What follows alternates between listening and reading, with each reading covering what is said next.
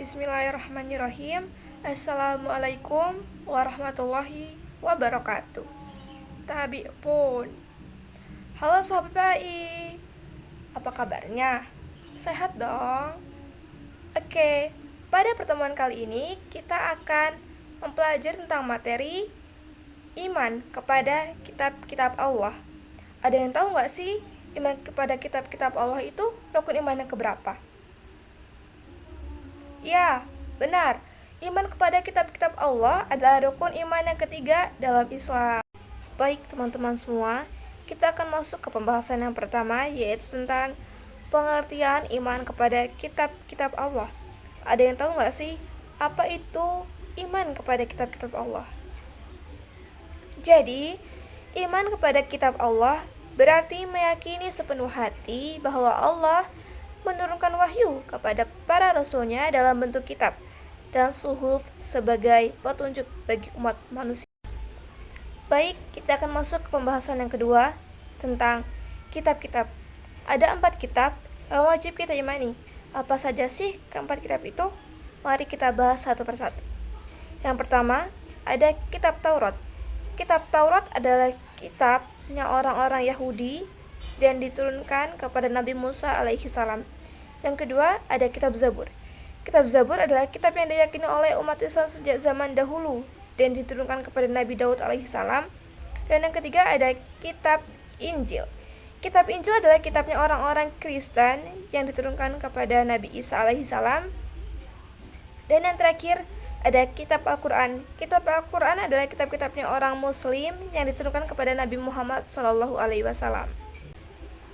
Baik, kita akan masuk pembahasan yang ketiga, yaitu tentang fungsi kitab-kitab Allah. Ada yang tahu nggak sih fungsi kitab-kitab Allah itu apa?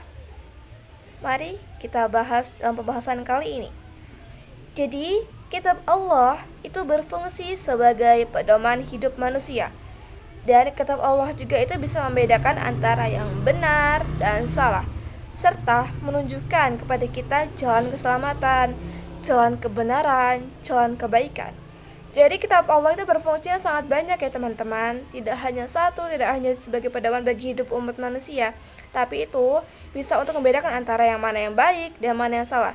Dan bisa juga membedakan untuk menunjukkan mana itu jalan keselamatan, jalan keimanan, jalan kebaikan untuk kita semua.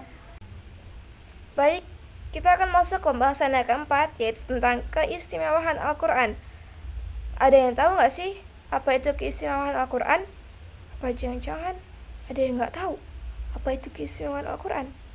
Jadi gini teman-teman, Al-Quran adalah kitab terakhir dan paling sempurna.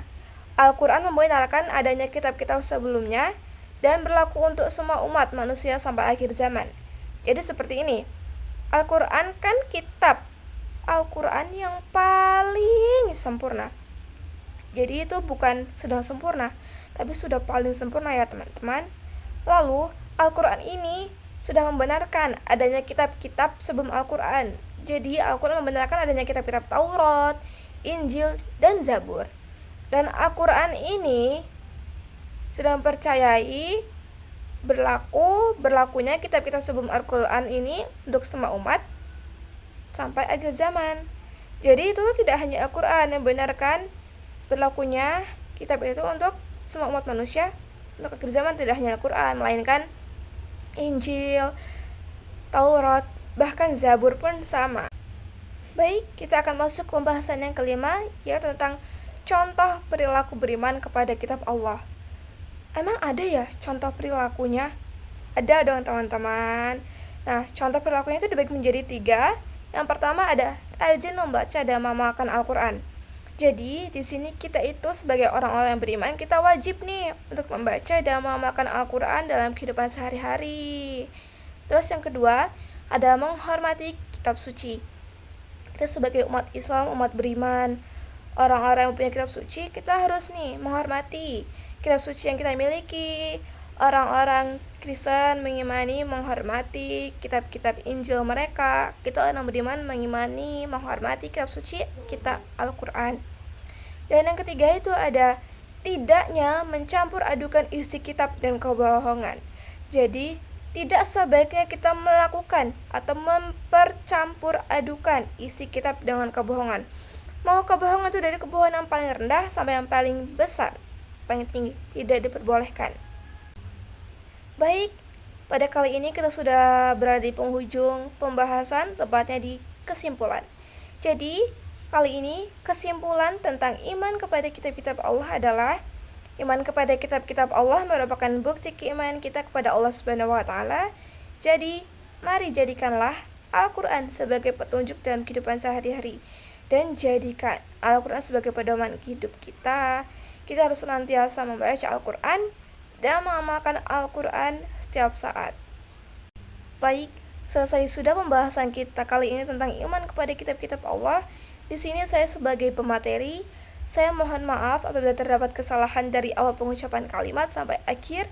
Saya berterima kasih kepada kalian yang sudah menyaksikan video saya. Saya akhiri. Wassalamualaikum warahmatullahi wabarakatuh.